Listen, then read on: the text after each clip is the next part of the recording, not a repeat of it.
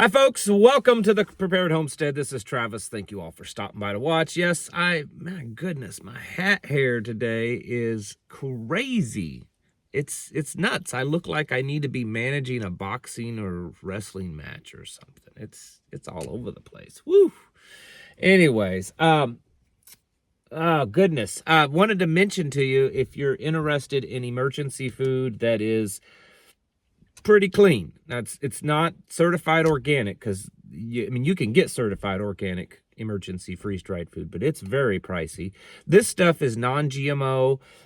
They don't use any artificial preservatives, MSG, stuff like that. It's just pretty plain, straight what it is.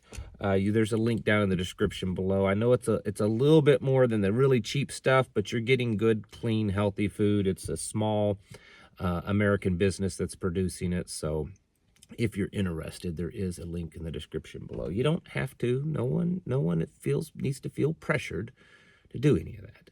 It's just there if you're in the market for it. I mean, I guess I'm now known by the left-wing media as the anti-immigration bigot or whatever, so I might as well just, want to keep hold of that title. So LAPD said that they are having to form a special task force because illegal immigrant, foreign migrant gangs are causing so much havoc and breaking into so many homes that it's overwhelming them.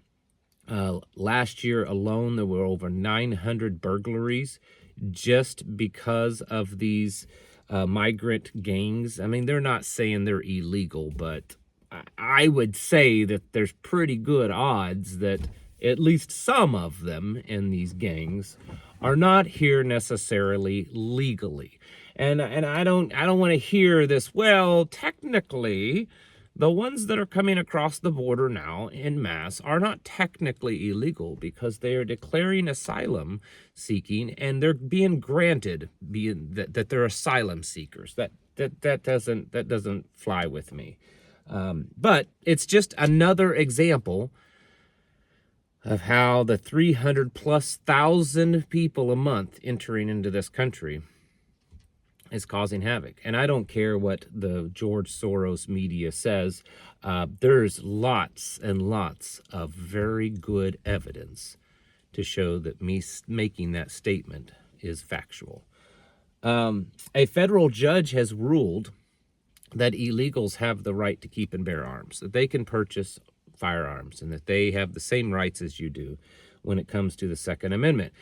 Now, I will admit, this is one that I'm struggling with myself of where I fall in this, because I believe that the right to self-defense, the right to keep and bear arms, is a God-given right. It's not a government-given right. It is a God-given right that the government says through the Constitution that we are honoring that right, we are respecting that right, we are declaring that right, and we will use our authority as government to protect your rights to that. Now, of course, that's not what happens. You and I know that. But that was the original intent of the Constitution. But then the other part of me says, but yeah, isn't the Constitution only guaranteeing rights, protecting rights for people that are here legally and not criminally, like people that aren't I don't know. I'm struggling with that, and you can take either side you want on this one. The libertarian side of me says that, well, it's a God-given right, so they should have it. And then the constitutionalist of me says the other side. So as long as no one is really jerks in the comments, I'm open to a little debate in the comments on this one. In other news in relation to this, there are, and it's not specifically illegals, but it's in Haiti, which we already are, and we're going to be continuing to get more. There was some type of official or someone down there that, I think maybe it was a missionary in Haiti, that made the statement that it's pretty much to the level of Mad Max down in Haiti right now, and that there's over 1,000 Americans that's contacted the State Department begging for them to help them get out of the country, because it's absolute chaos. It's complete anarchy down there. And of course, the Biden administration has such an excellent record of getting Americans out of collapsing countries. I mean, look at what we did in Afghanistan. We did such a great job there. I mean, he's the best president, most popular president, has done so much for this country, that Joe. I'm telling you, he's just absolutely amazing. Maybe that'll help out with the algorithm. I don't know if algorithms can sense sarcasm or not, but we'll see. Anyways, the point is that every day, like I've said, there is just more and more news about our open borders and how it is absolutely destroying this country. It will lead to our destruction, even if all the other stuff doesn't, even if the dollar doesn't collapse, or at least it doesn't collapse before this happens, or if World War III doesn't bring us to our knees, or this eclipse, or anything else that's going on, because there's lots of things happening. The fact that we're allowing 250,000 to 500,000 people to just bombard this country illegally every month, that right there tells me that we are writing our own demise right now. And I get a lot of you asking, well, what are we supposed to do about it? Well, honestly, you and I probably can do nothing to stop it. Nothing. I mean, even the state of Texas hasn't been able to do anything to stop it. I don't even know if electing a different guy in the White House is going to stop it. And even if it does stop it, that's less than a year away.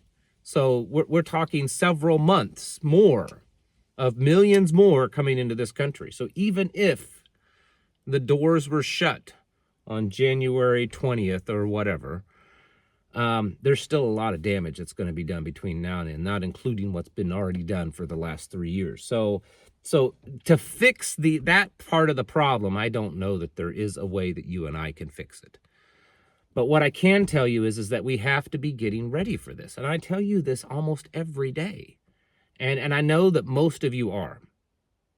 But at some point, most American communities are going to start feeling this. I mean, many already are.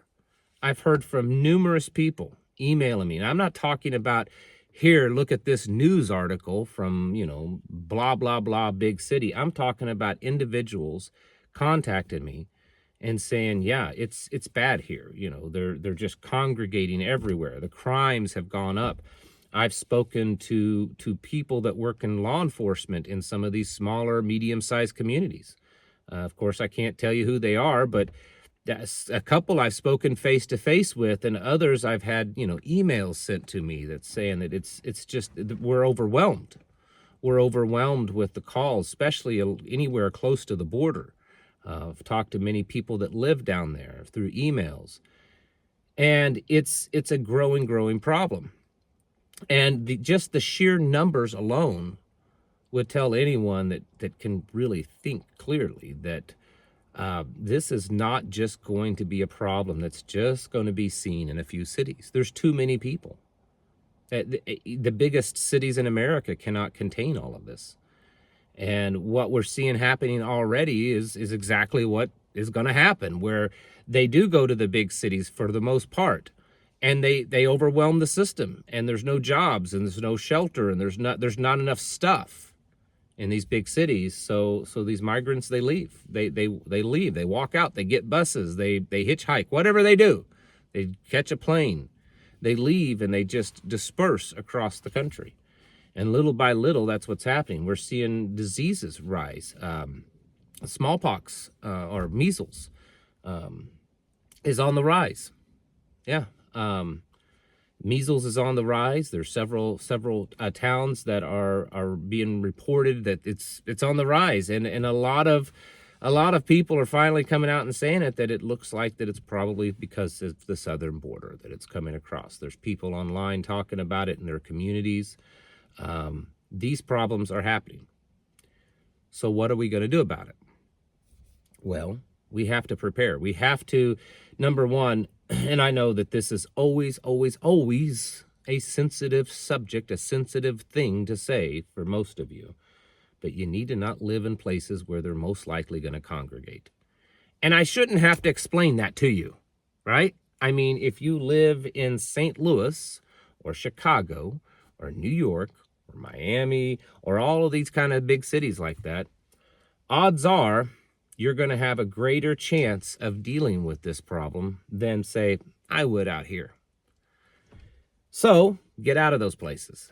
Get as far away from them as you can, because it's not just the illegals, it's just exasperating everything. And there's like in LA, I was telling you, the gangs that are coming up, it's feeding it, because even if, of course, not every one of them coming across the border are criminals and bad people, it's just simple demographics. There's going to be some, and then maybe some didn't come across with that intent, but they're desperate and they're hungry or they're needing shelter, and they see this gang that will take them in.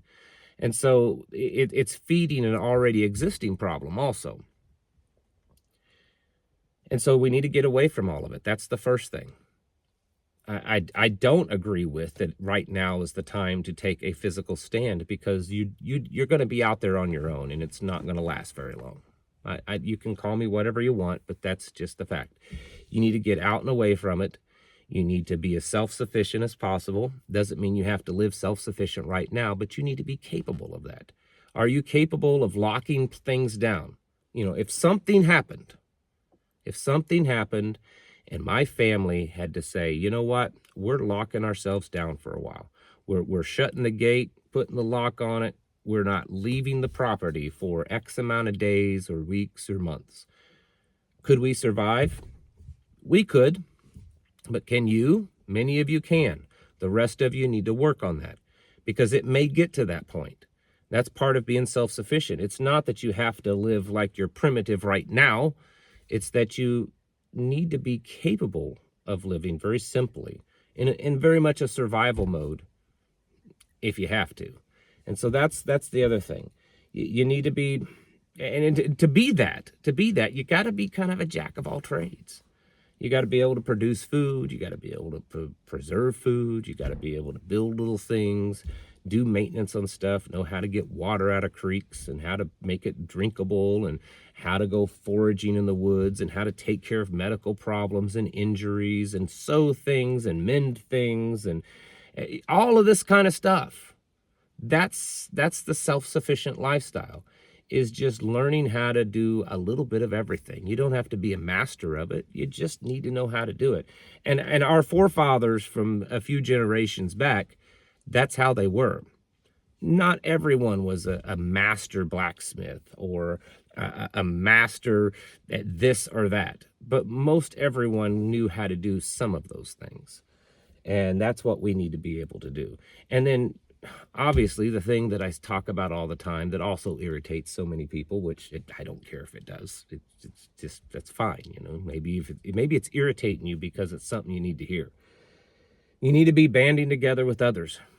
And I know I hear it all the time. So many people, well, there's no one around me like that. There's no one around me. Well, then you're living in the wrong place. You're just living in the wrong place. I'm not insensitive to the amount of time and the money and the and just the upheaval of moving. I'm not insensitive to that. But I'm telling you, you have to prioritize things. And if your priority is to ride this out the best way possible and to get away from it, even if it's not a complete collapse kind of scenario, just the fact that you don't want your children being exposed to all of this stuff that's going on, all of this wokeism and the evil and everything. If you take that very seriously, then you need to get away from it all. And when you get away from it all, not only are you better prepared because you're away from it, and you're better prepared because you're in a place that you're a little bit more self-sufficient, you can also be better prepared because the odds are, if you live in a place like that, like I live here or many other places in this country, the odds are you're going to find other people that are like you. Not everybody, but the odds are you're going to find people that are of like mind. And that's where you build relationships. That's where you come together and come up with a plan of how to help each other. That's what mutual assistance is. It's what a mutual assistance group, MAG, that's the acronym. And so you're mutually assisting everyone. You're not necessarily giving them all your secret information and completely depending on them and them you, but you're creating a group that you can be there for each other, a tribe, a community. Because as much as many of you might say, well, we could do this, we could all go to the border and stand shoulder to shoulder and stuff, that's already being done, and it's been done, and it's not being effective. And so as much as I think that that's an honorable thing to do, it's a patriotic thing to do, you're also, for instance, let's say if I did that, I'd have to leave my family to go down there. Who's here to take care of my family? Who's here to protect my family? And we have to realize that you don't have to travel somewhere else to find the fight. The fight is all around us. And I'm not necessarily talking about a physical, fist fight or physical pew-pew fight. I'm talking about this ideological fight, this moral fight. It's all around us already. You don't have to travel to go find it, because it's right here, right now. And we need to be taking care of what we have. If your home is not in order, if you are not prepared, if you are not self-sufficient, if you're not able to be cut off forcibly from the system, from the supply chain, all of that kind of stuff, then you probably shouldn't go somewhere else trying to make a stand, because if you're not ready to be on your own, then you're just not ready. This is about the best I think that we can do. I've thought about it, and I admit there's a part of me that wants to take the other route. But I don't think that other route's going to be successful. Not as long as there's too few of us that are ready to just be on our own, because this is happening. It's like a tsunami that's pouring into the borders. And at some point, it's going to filter out. Yes, it's affecting the border states, the border cities the most. It's affecting the big cities the most, because that's where that tsunami is hitting first. But at some point in time, as it grows and it starts to flood everywhere, just about every region is going to start feeling it. And you need to be getting ready for that, because this isn't a problem that's just going to go away overnight. I don't care who gets elected into office. It's not just going to go away. It's too big now. You need to be getting your houses in order and preparing yourselves mentally, physically, and spiritually. Thanks for watching, and I'll catch you in the next video.